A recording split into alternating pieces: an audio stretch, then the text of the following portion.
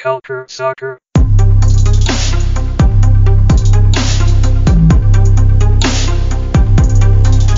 Bonjour et bienvenue à ce nouvel épisode de CS à l'érable, le podcast dédié à 100% à l'actualité de soccer canadienne en français, le seul qui s'occupe de l'actualité de soccer canadienne en français. Aujourd'hui, je sais que vous êtes tous confinés, on est tous à la maison chez nous, en tout cas la plupart. Il y en a d'autres qui n'ont pas eu ces consignes-là de leur employeur, c'est dommage. Mais j'espère que vous n'en ayez pas trop. Nous, de notre côté, bien évidemment, on va essayer de continuer nos podcasts d'une manière hebdomadaire en amenant des invités, en amenant des personnes qui peuvent nous parler un peu de notre soccer canadien. En premier, j'aimerais juste mentionner, mon nom c'est Adi Raphaël, votre hôte habituel, et je suis rejoint, comme d'habitude, par le deuxième hôte habituel, Daniel Cameron. Salut Daniel, ça va bien aujourd'hui? Salut Adi, ça va bien, merci. Et toi, ça fait un moment qu'on n'a pas animé ensemble.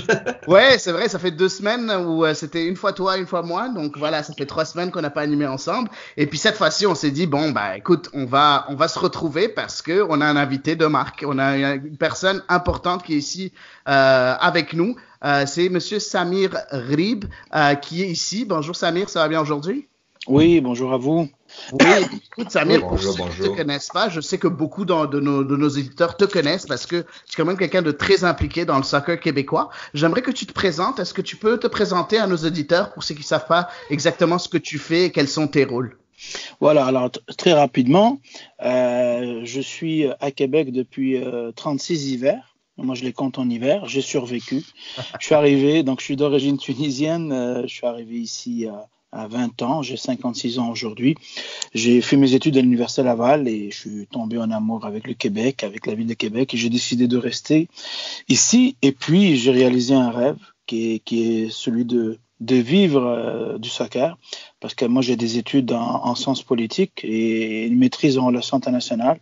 À l'époque, mon objectif était de devenir diplomate, mais j'ai pas écrit mon essai de maîtrise, pour la simple raison que j'avais décidé, et puis j'ai fait même pendant 1 an et demi une courte carrière en journalisme à Radio-Canada, et c'est là que j'ai eu la fameuse question existentielle, qu'est-ce que je veux faire, parce qu'il m'avait offert un contrat à temps plein, mais je devais quitter la ville de Québec, donc je me suis aperçu de 2 choses. 1, j'aimais bien la ville de Québec, et 2, que je devais écouter ma petite voix et de vivre du soccer, et depuis ce temps-là, je vis du soccer. Donc aujourd'hui, je suis l'entraîneur du Rouge et Or de l'Université Laval depuis 2000, et directeur technique du club de soccer de Beauport depuis 2006, et je suis aussi donc l'entraîneur de cette équipe senior du club. Voilà, j'ai le privilège de vivre de ma passion, comme on dit. Merci Samir. Je voulais vous demander, avec le Royal Beauport, est-ce que vous pouvez nous expliquer davantage votre rôle en tant que directeur technique et entraîneur en LSEQ? Oui, bon, alors en tant que directeur technique, en ce moment, on est carrément en plein projet le fameux projet de reconnaissance de club de Soccer Canada. On est en plein dedans. On a postulé pour la catégorie dite licence nationale. C'est un club de 2200 membres. C'est le plus gros club 3 au Québec. Nous l'étions déjà depuis quelques années. L'année passée, on était 9. Là, nous sommes montés à 11. C'est tout un défi parce que il faut aussi trouver des entraîneurs. C'est une rareté de les avoir, de les former, de les développer et surtout de les garder. Donc moi, mon rôle comme directeur technique, c'est de développer des entraîneurs, de prendre soin de développement des joueurs. Et c'est ça un peu le rôle d'un DT. Dans le contexte québécois, c'est aussi un pompier en chef. Vous êtes là aussi pour parer aux imprévus, remplacer les uns et les autres. Mais je suis dans un club extraordinaire où on me laisse travailler. J'ai un conseil d'administration avec un président qui est là depuis 20 ans. Moi, je suis DT depuis 2014. En fait, moi, je suis arrivé avec la première réforme de la structure de club. La première réforme date de 2006. Donc, moi, j'ai été engagé en 2006. À l'époque, le Select, vous allez comprendre pourquoi nos équipes 3 portent le nom de Royal Select. Le Select de Québec a été plutôt une équipe qui a été développée à l'Université Laval, juste pour faire des matchs amicaux. Et après, on a comme grandi un peu les échelons. Nous sommes arrivés à la première division de la Ligue Élite. Et à ce moment-là, la fédération nous a demandé de fusionner avec un club. Et à l'époque, j'avais offert la franchise et c'est Beauport qui a levé la main. Et depuis ce temps-là, on a fusionné. Et 5 mois plus tard, je suis devenu le DT du club. Donc c'est une belle histoire. Ensuite, parallèlement à ça, naturellement, je suis toujours resté entraîneur de l'Université Laval, mais mon job à temps plein est avec le Royal de Beauport. Et l'équipe que vous entraînez avec le Royal de Beauport, c'est l'équipe senior le Royal Select, c'est une équipe senior qui joue dans la Ligue de soccer élite du Québec, c'est ça?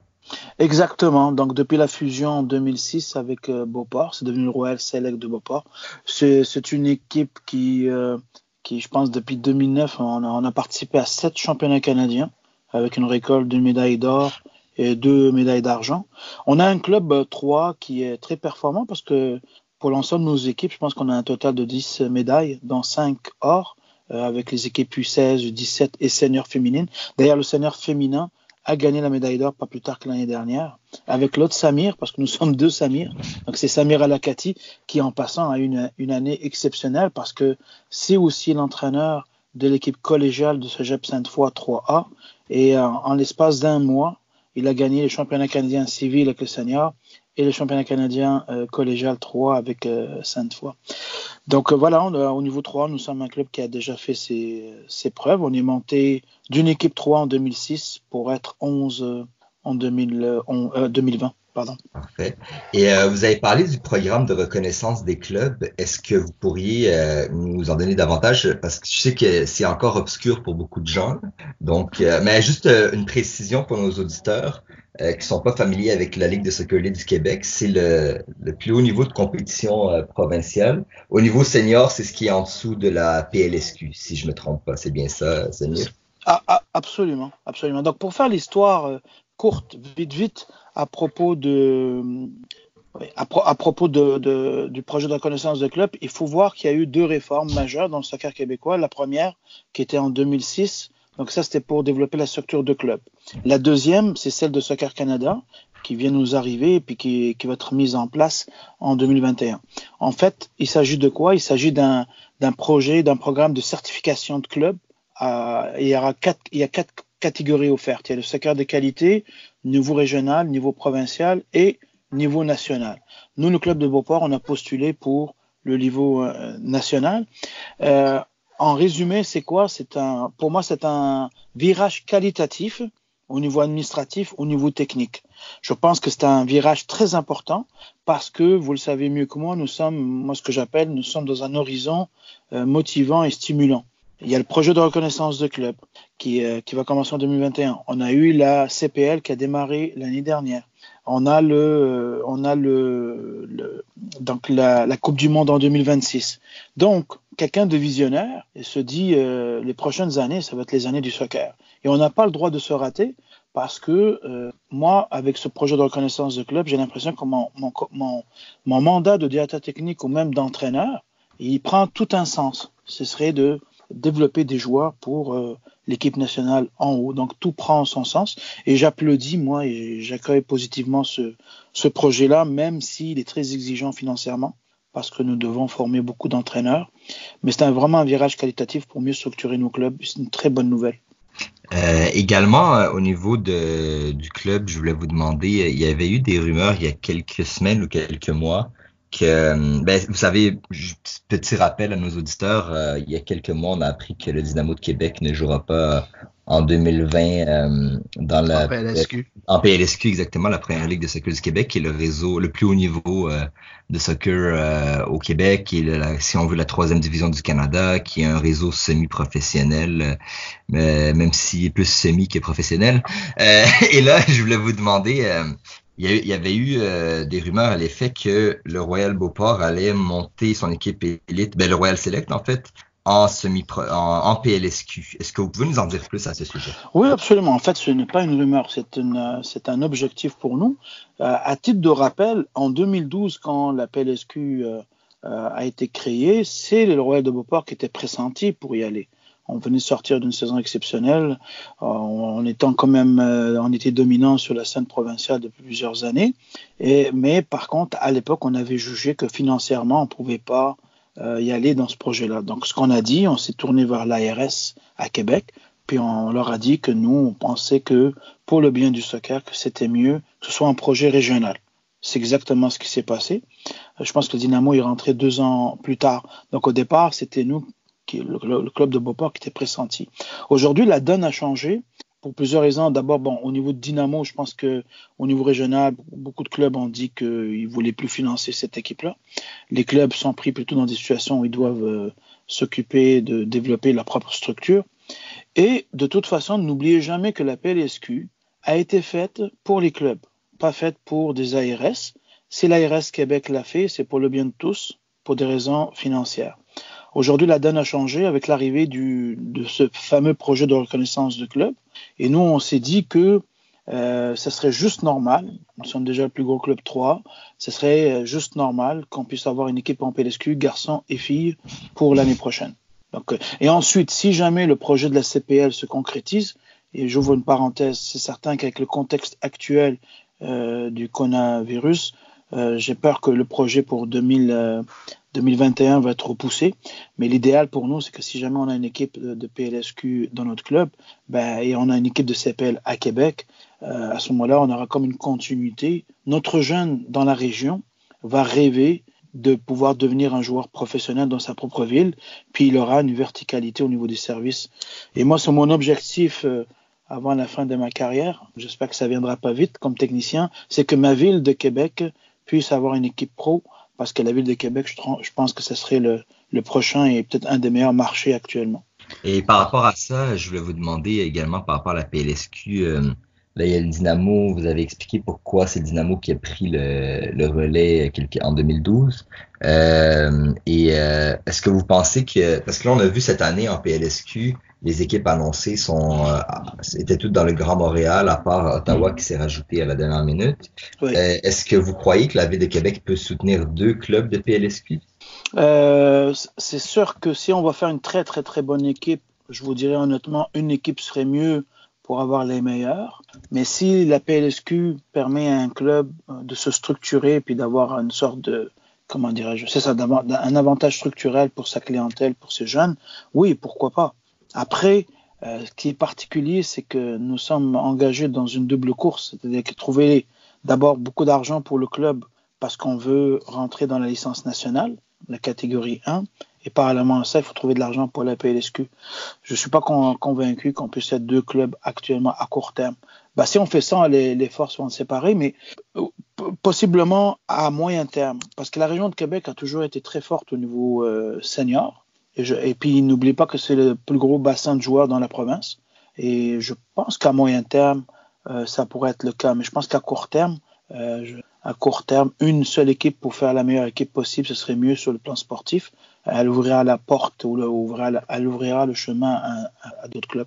Mais oui, je pense qu'on pourrait avoir 2 bonnes équipes, mais on aurait une meilleure équipe si on partait juste avec une seule équipe.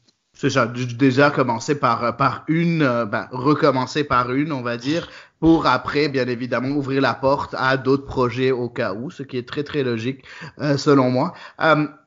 On a parlé un peu plus tôt de vos rôles, on a parlé maintenant du Royal Beauport, mais on aimerait parler aussi des Rouges et Or, parce que vous êtes aussi l'entraîneur-chef de l'équipe masculine senior du Rouge et Or, donc Rouge et Or, l'Université de Laval à Québec. Donc, vous pouvez nous parler un peu de votre rôle en tant qu'entraîneur. C'est quoi l'objectif du Rouge et Or chaque année? Je suppose d'aller le plus loin, vous allez me dire, mais qu'il y a des rôles un peu plus spécifiques. Le Rouge et Or, en termes de coaching, je pense que c'est toujours le meilleur endroit pour coacher, parce que le réseau universitaire, c'est quelque chose de magique. Moi, j'y suis depuis 2000, depuis le retour du soccer masculin, parce que le Rouge et Or a déjà existé dans les années 70. Le programme a fermé ses portes pour des raisons d'argent. Et moi, j'ai étudié à Laval. J'ai pas réussi à vivre le rêve de jouer pour mon université, mais j'ai réalisé le rêve de coacher l'équipe de mon université. Puis on a démarré ça donc en 2000. Puis à chacune des années, les gens me connaissent. Quand on me demande mon objectif, mais je mets toujours le top. Alors à chaque fois, on m'a dit, quel est ton objectif? C'est gagner le championnat canadien. Mais les 5 premières années avec le Rouge et Or, on n'avait même pas fait les séries. Ça a été très difficile, mais on a quand même remporté le championnat canadien en 2009, perdu en finale en 2007 et perdu une autre finale en 2013. Donc nous, l'objectif, je mets toujours le top, c'est ma philosophie. Si on n'y arrive pas, on refait nos devoirs, puis on remonte au sommet. C'est aussi simple que ça.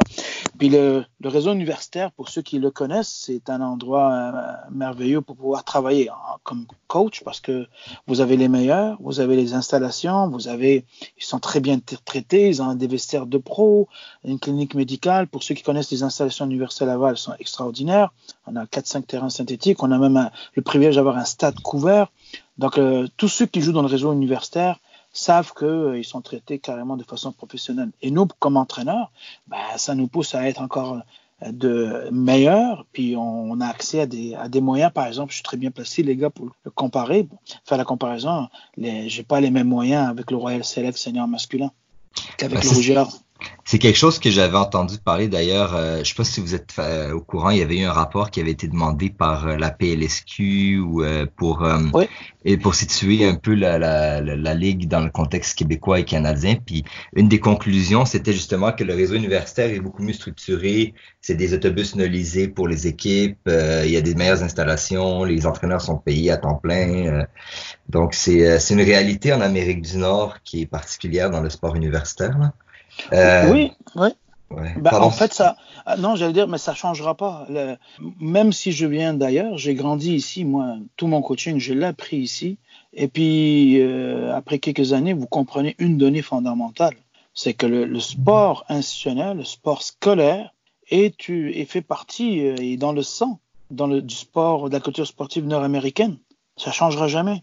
Que ce soit en primaire, au secondaire ou universitaire, c'est une donnée fondamentale. Et puis, l'avantage du réseau universitaire ou collégial, par exemple, c'est que vous avez toujours une machine administrative qui est là. Dans les clubs, c'est toujours un peu plus fragile.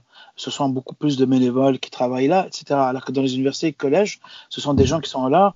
Les entraîneurs peuvent changer, mais les administrateurs, excusez-moi, ils ne bougent pas. Dans le civil, c'est l'inverse. Par contre, les clubs sont en train de s'organiser tranquillement.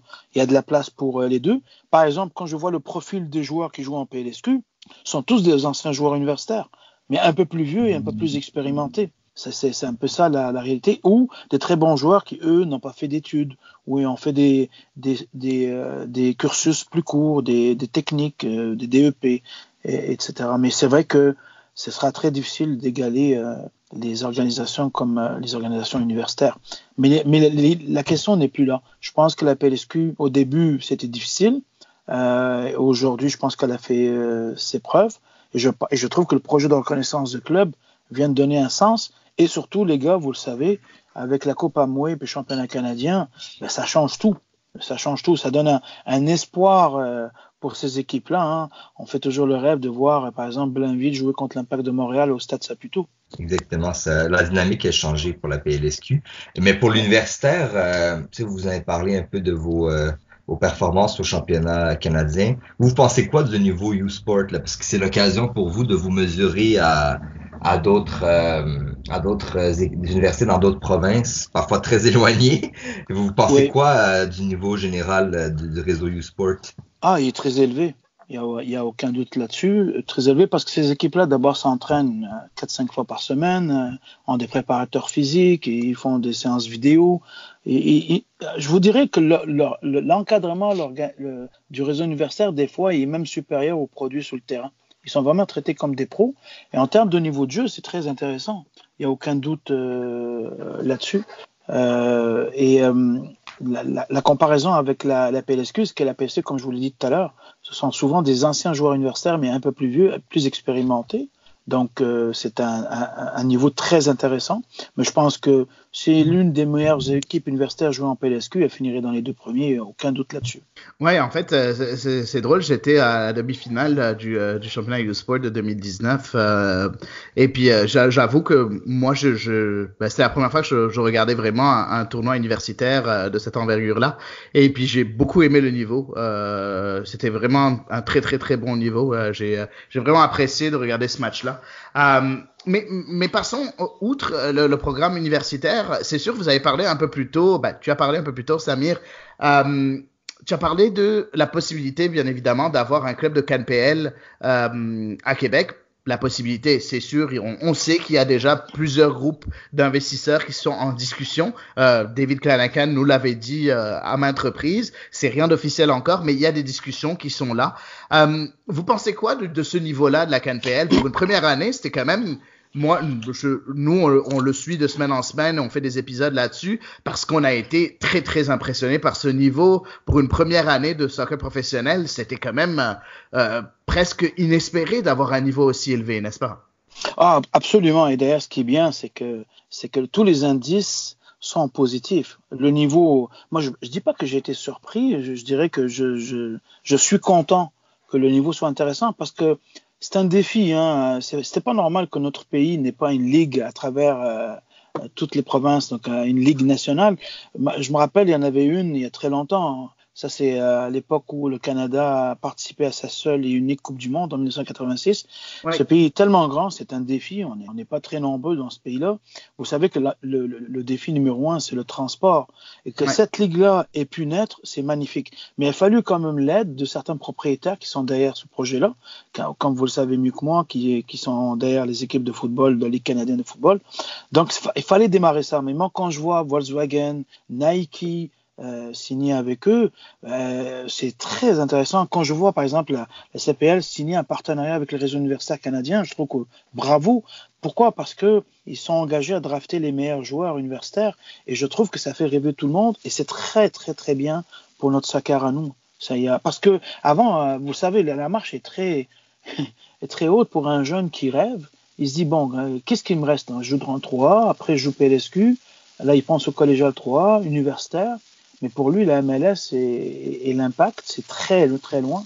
Et je trouve qu'avoir un produit intermédiaire avec la CPL, avec une ligue canadienne, plus la PLSQ, et vous savez mieux que moi, c'est pas pour rien que la CPL a acheté la Ligue 1 ontarienne.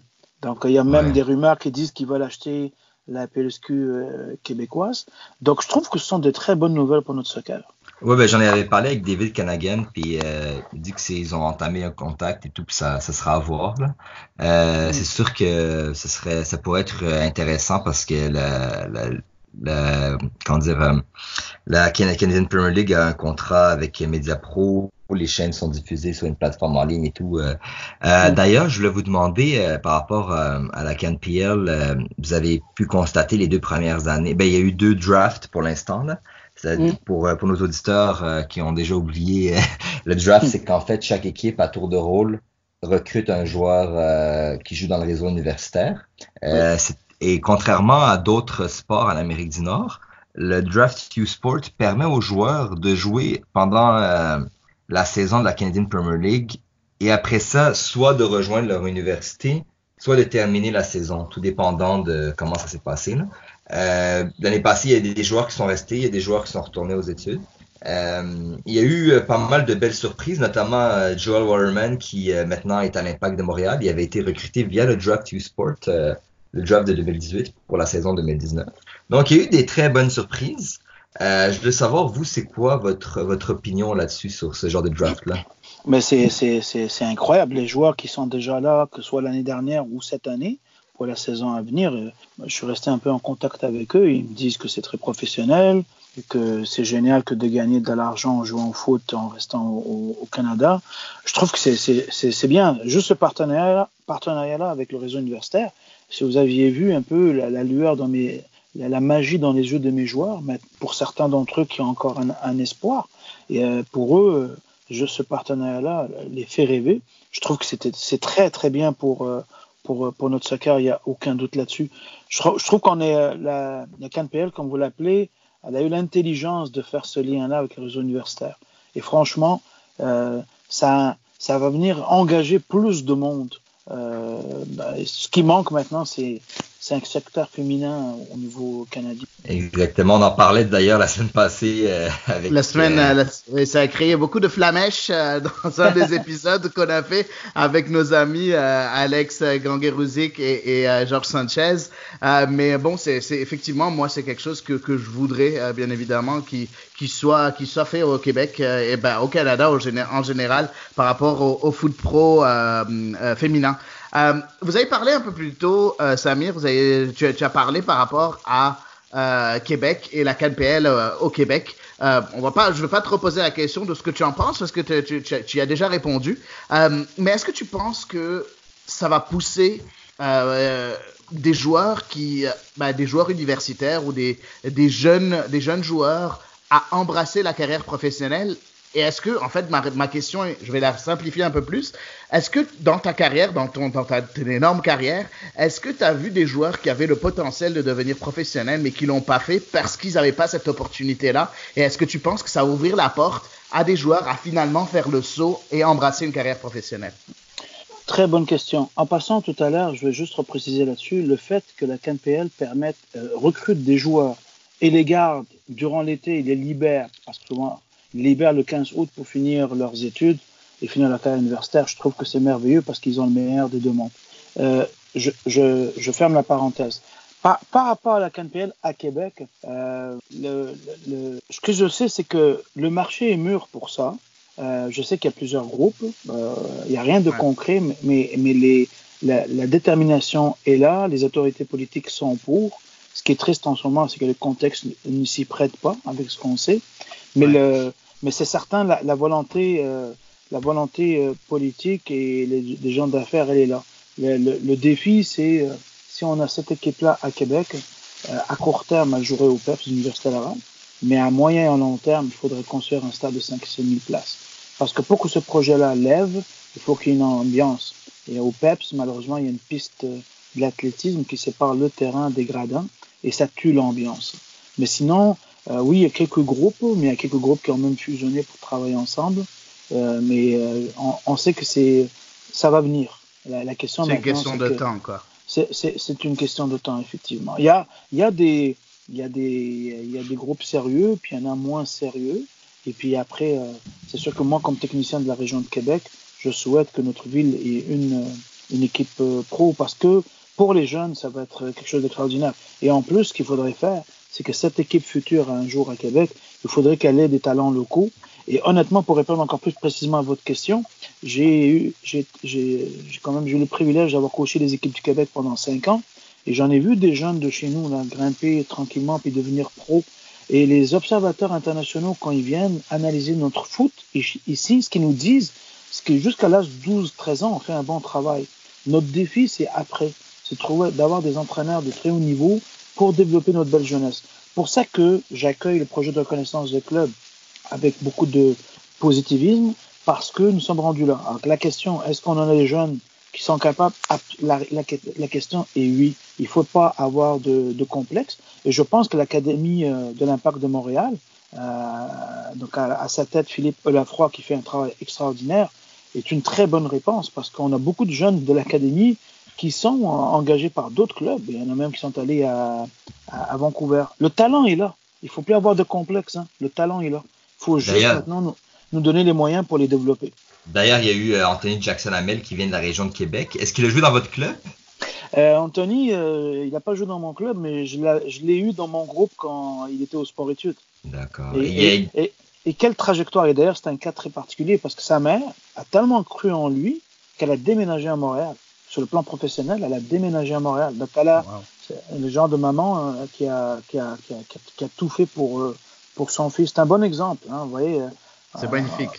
Absolument. On a de belles histoires comme ça. C'est pour ça que nos Québécois ici, on n'a aucun complexe, aucun pour monter en haut, aucun problème. Également, avec les Rouges et Or, vous avez le frère de Mele Temgia qui joue à Edmonton. Oui. Ouais, celui il vient de Sherbrooke également, comme son frère. Oui, exactement. Puis il partage aussi ce rêve d'aller le plus loin possible. Lui, c'est un étudiant actuellement en pharmacie. Et vous voyez, par rapport à ce que vous avez dit tout à l'heure, c'est qu'il serait un excellent exemple de quelqu'un qui pourrait jouer à la CanPL l'été et puis finir ses études en fonction du contrat qu'il va avoir naturellement. Mais nous sommes au début d'une belle aventure avec ce que j'appelle moi dans mes mots la CPL. Mais c'est une très très belle aventure. On est juste au début de quelque chose. Et on a comme 6 ans devant nous avec la Coupe du Monde 2026. On n'a pas le droit de se rater. Que ce soit les entraîneurs, les techniciens, les décideurs politiques, les décideurs économiques. On a une très belle fenêtre d'opportunité. Et également, je voulais vous demander, Vous, c'est qui le joueur québécois qui vous a le plus marqué? Puis ça fait quand même longtemps que vous êtes dans le soccer québécois, là.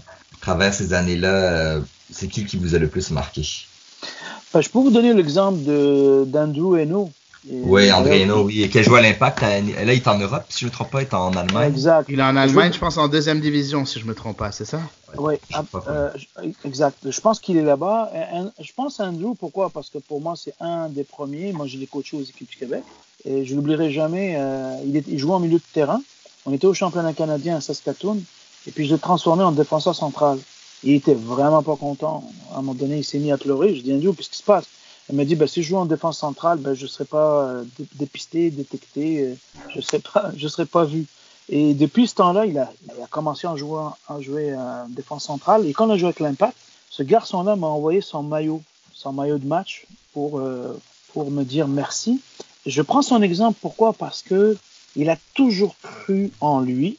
Il n'a jamais cessé de rêver. Puis il a atteint son objectif dans une période où c'était encore plus difficile.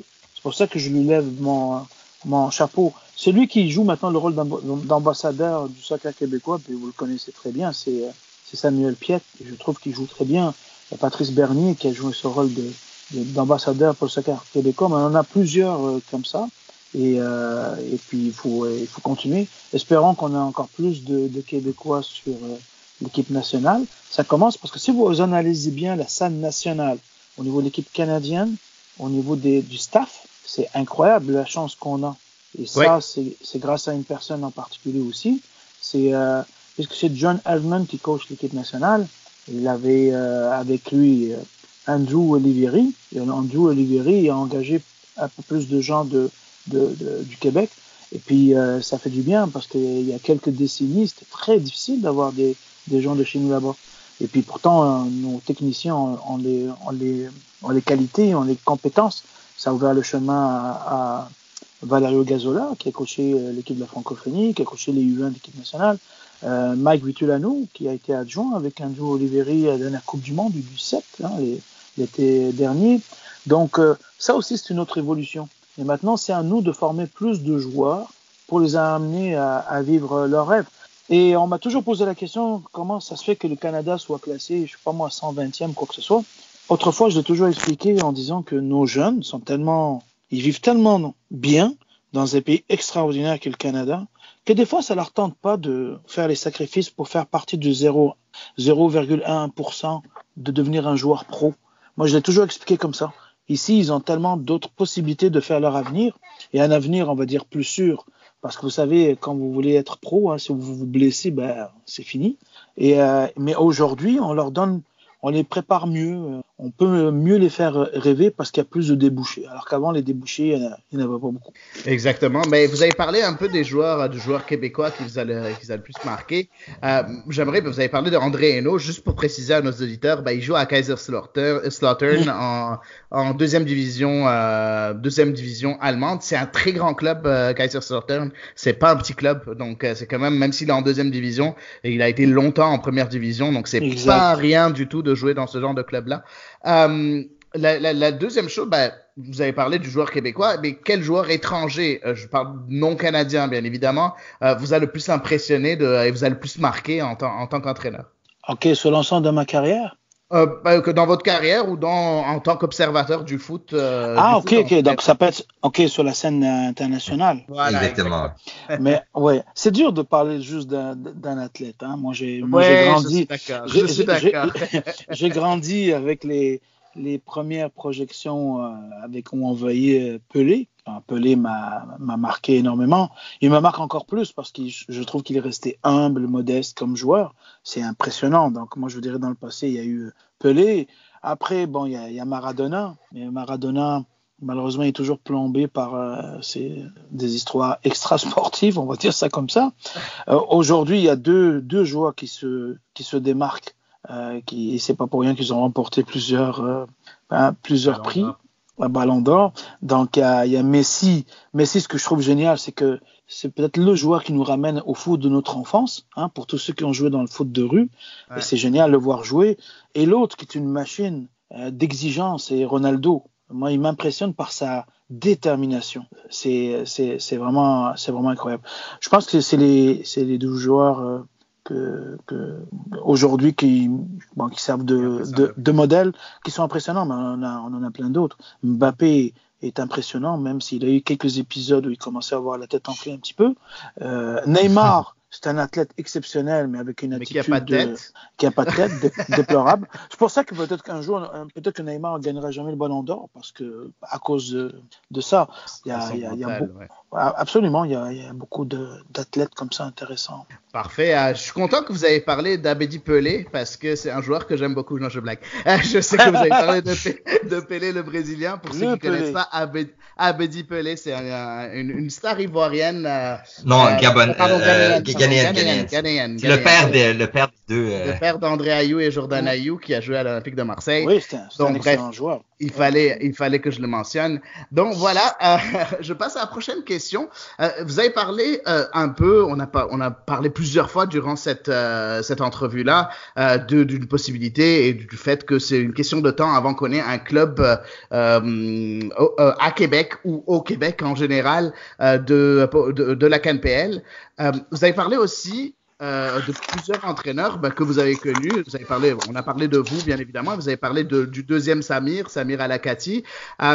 Mais est-ce que, selon vous, le Québec a ce qu'il faut en matière d'entraîneur pour coacher une équipe professionnelle ici en CanPL ou dans n'importe quelle autre ligue? Parce qu'on voit souvent que c'est assez difficile pour les entraîneurs, bien évidemment, québécois, de se retrouver en milieu professionnel. On a vu, une des seules exceptions avec Marc Dos Santos, qui est maintenant au Whitecaps de Vancouver. Mais est-ce que vous pensez qu'on a ce qu'il faut en matière d'entraîneur? Vous voyez, vous prenez l'exemple de quelqu'un que je connais très bien, qui est un ami personnel, Marc Dos Santos. Marc Dos Santos, c'est un entraîneur qui a démarré dans la Ligue Élite. C'est un joueur qui a joué dans la Ligue Élite. Moi, c'est comme ça que je l'ai connu. Et c'est un excellent exemple de quelqu'un c'est vraiment exceptionnel, son histoire, qui a toujours eu confiance en lui. Il est resté humble et modeste. Il a pris tous les moyens pour se développer. Il est allé au Brésil, où ça a été très difficile pour sa famille. Il a grandi, puis aujourd'hui, il réalise le rêve de coacher en MLS. Et peut-être qu'un jour, on aura, j'espère. Je lui ai parlé il n'y a pas plus tard qu'il y a 2 jours. Il m'a appelé, parce qu'on n'a pas eu le temps de se parler depuis longtemps. Et je pense que c'est une question de confiance. Vous me posez la question directement par rapport au Québec. On a plein d'entraîneurs qui peuvent faire le saut. J'ai aucun doute là-dessus. Par exemple, si je nomme Philippe Lafroy lui-même, ou Andrea Di Pietrantonio, qui a coaché plusieurs équipes du Québec, qui a été adjoint avec l'Impact de Montréal, avec Marc, quand c'était John Lemniatis qui était le coach. Il y a aussi Jason DiTullio. Il serait capable de le faire. Andrew Eleveri. Au niveau universitaire, un collègue de l'Université de Montréal, Patrick Mondo. Parce que dans le réseau universitaire, peut-être que c'est un endroit où on est le plus proche d'un fonctionnement pro. Mais je le dis avec toute humilité, c'est-à-dire au niveau de la préparation physique, les cliniques médicales, le suivi des athlètes, etc.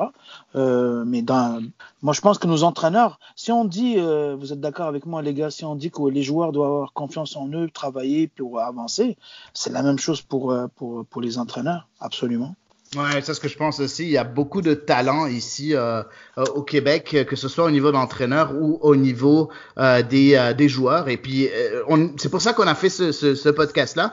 Bien évidemment, on veut parler du Canada en tant que tel, mais on parle aussi du Québec vu qu'on est un podcast francophone. Donc voilà, c'est toujours intéressant d'avoir quelqu'un du milieu qui puisse renforcer un peu nos idées, parce que beaucoup de personnes ne croient pas en la capacité du Québec, et on veut leur faire comprendre que non, il faut y croire. Puis si on n'y croit pas, c'est que malheureusement on n'a pas vu le niveau qu'on a, le niveau d'exigence qui se pratique ici. Et je pense que c'est important d'en parler avec des gens aussi impliqués que toi, Samir. Donc c'est vraiment très très intéressant.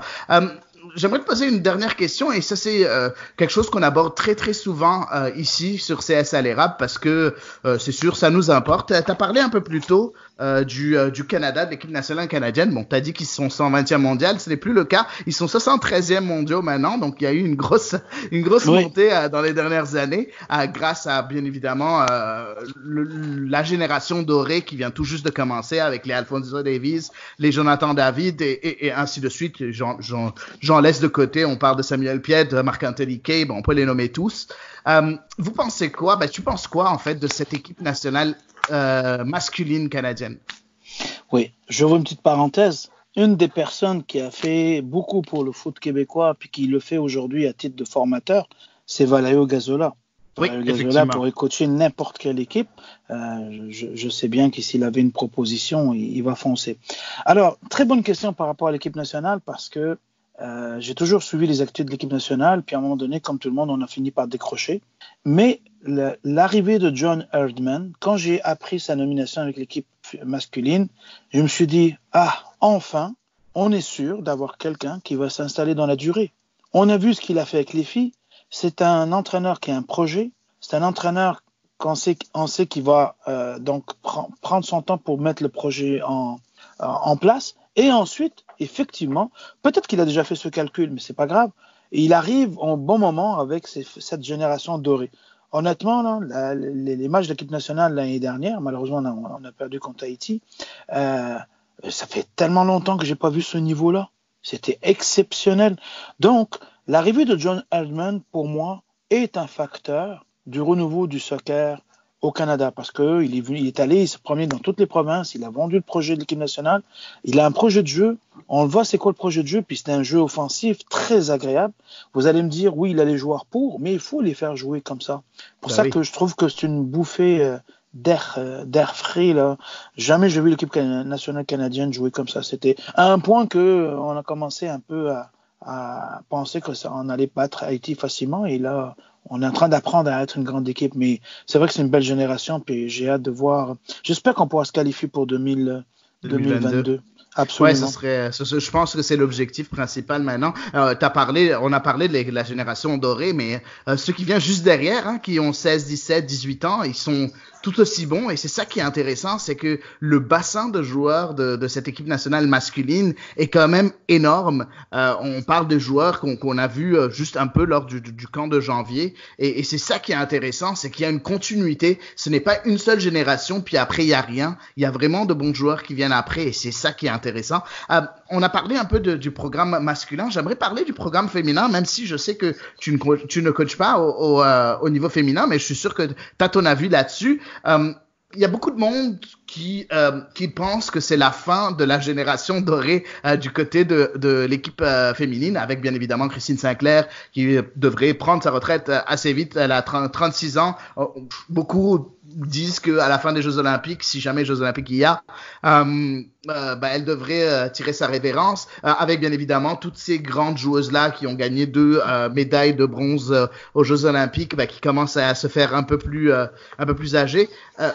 Est-ce que tu penses que c'est la fin d'une génération dorée? Et selon beaucoup de personnes qui sont très impliquées dans le soccer féminin, ils pensent que derrière, il n'y a pas de relève. Moi, personnellement, je suis pas très d'accord avec ça. Je trouve qu'il y a une relève, mais c'est juste qu'il faut commencer à la faire jouer, ce qui n'est pas encore le cas. On voit très peu de jeunes joueuses faire leur début. On l'a vu juste dernièrement un peu lors du tournoi de France, mais je pense que ce virage-là aurait dû être fait un peu plus tôt. Est-ce que toi, tu penses que effectivement c'est la fin d'une génération dorée et puis c'est le début du déclin de cette équipe nationale féminine canadienne? Non, moi, c'est pas comme ça que je le vois. Je le vois comme un changement de garde. En passant, j'ai eu le privilège dans ma carrière de coacher plusieurs fois le soccer féminin. Ok, excuse-moi. Je sais pas si vous avez entendu parler de l'Amiral de Québec. Oui, ça avait duré quelques années à l'époque, là. Absolument. Moi, j'étais un des membres fondateurs. On était 4. Et à un moment donné, j'étais sur le conseil d'administration. On espérait. Donc, cette équipe-là a joué dans la WO League. Donc, c'était une ligue américaine. Et c'était un niveau très relevé. C'était une très belle ligue. Et à un moment donné, naturellement, je suis tombé dans le piège. À un moment donné, il y a eu un problème d'entraîneur. Puis, j'ai coaché pendant 3 ans et demi. Donc, le soccer féminin, les gars, c'est génial parce que magnifique. Les filles écoutent et elles appliquent. Sur le plan tactique, là, elles progressent 10 fois plus vite. Il y a des avantages à coacher des filles et inversement avec les garçons, mais c'est un autre débat. Il y a moins d'orgueil, c'est pour ça, il y a moins d'orgueil, n'est-ce pas, Samir? Il y a moins d'orgueil par rapport à l'entraîneur, mais il y a plus d'orgueil entre elles et de rancune. Coacher des filles, okay. Ouais. Si vous faites un débat avec les filles, elles vont vous le dire entre elles, là, c'est plus dur. Donc, c'est pour ça que souvent, il y a toujours des commentaires d'entraîneurs vis-à-vis des entraîneurs qui coachent des filles puis qui sont un peu péjoratifs. Mais coacher des filles, c'est aussi un défi. Pour répondre à la question par rapport à l'équipe canadienne féminine, le fait que John Herdman soit parti, je pense qu'il a pris conscience qu'il avait fini un cycle. Moi, je pense que ce que j'entends à droite et à gauche, c'est que Christine Sinclair freine aussi la montée de la relève parce qu'elle occupe tellement de place que j'ai l'impression qu'elle a énormément d'influence par rapport à cette équipe-là. Elle a tellement fait pour l'équipe nationale et le jour où elle va partir, on va retrouver un même processus qu'ailleurs. C'est-à-dire que la relève, oui, elle va être là, parce que même au niveau des Québécoises, il n'y en a pas beaucoup sur cette équipe-là. Il y a quoi? Il y a Gabrielle Carl, il y a par exemple une fille qui s'appelle Evelyne Vienne, d'ailleurs, qui vient de la région de Québec aussi, qui mériterait au moins d'être appelée, je pense. Oui. Je ne sais pas si ça a été fait. Et oui, mais il paraît qu'il y a eu des discussions, mais pas rien encore d'officiel. On n'a jamais vu encore appelé, même pour une présélection ou quoi que ce soit. Par contre, il paraît qu'il y a quand même des discussions, sauf qu'on ne sait pas ce qui se passe et pourquoi ça n'a pas encore été fait. Nous aussi, on trouve ça aberrant. Mais je suis d'accord avec vous, c'est certain qu'il y a plusieurs filles de notre province qui mériteraient d'avoir un essai. Quand il y aura un changement de garde au niveau des vétérans de cette équipe-là, ça va faire plus de place aux jeunes, il n'y a aucun doute là-dessus. N'oubliez pas que avant l'arrivée de John Herdman, on parlait plus de soccer masculin au niveau canadien. C'était les filles qui nous permettaient de survivre au niveau international.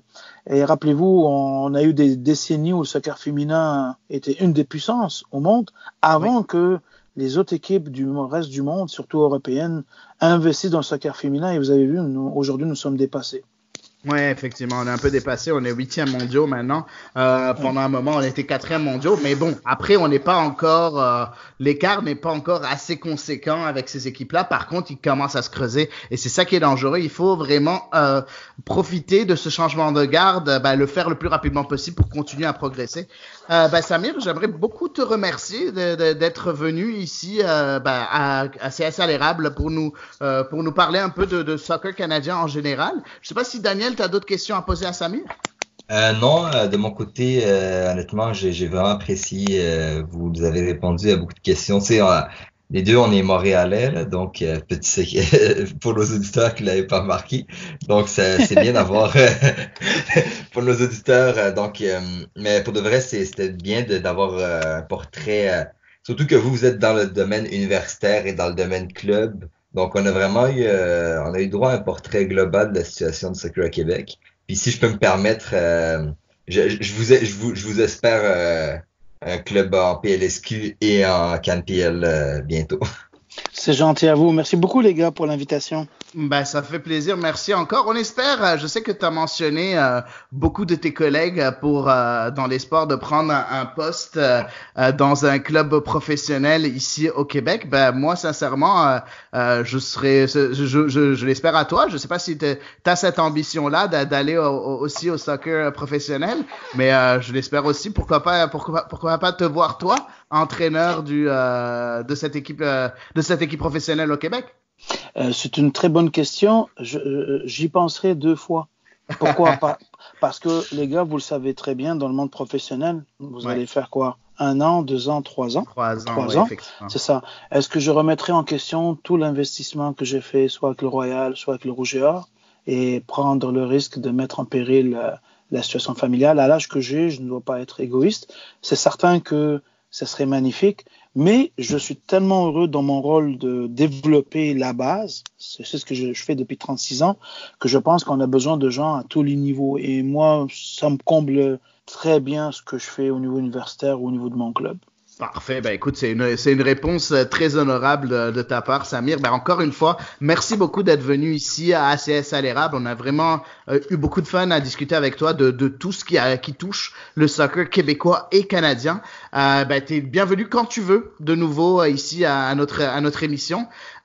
Pour tous nos auditeurs, ben merci beaucoup de nous avoir écoutés jusqu'à la fin. N'hésitez pas à commenter si jamais vous avez des questions à Samir. Ben vous pouvez toujours le suivre sur Twitter, n'est-ce pas, Samir? C'est comme ça, c'est le média social que tu utilises le plus? Absolument, avec plaisir. Et comment on peut te rejoindre sur Twitter au cas où quelqu'un a des questions par rapport au soccer universitaire ou quoi que ce soit? Plaisir. De toute façon, mon numéro de cellulaire, il est sur le site web de l'ASB, du Royal de Beauport. Les parents trouvent que c'est fou de le mettre, mais moi, je suis un missionnaire de mon sport, alors ça me fait plaisir. Ben, parfait. Merci encore, Samir. Merci, Daniel, d'être là encore une fois à mes côtés. Merci à vous deux, et je vous souhaite de profiter du temps libre causé par la crise actuelle. Ouais, on va pas en parler. Je pense que les médias en font déjà assez pour en parler comme il faut de ce coronavirus-là. En tout cas, restez chez vous et puis bien évidemment, faites attention à vous et faites attention à votre santé. Merci encore, les amis, et à la semaine prochaine pour un nouvel épisode de CS à l'érable. Merci beaucoup. Culture Soccer.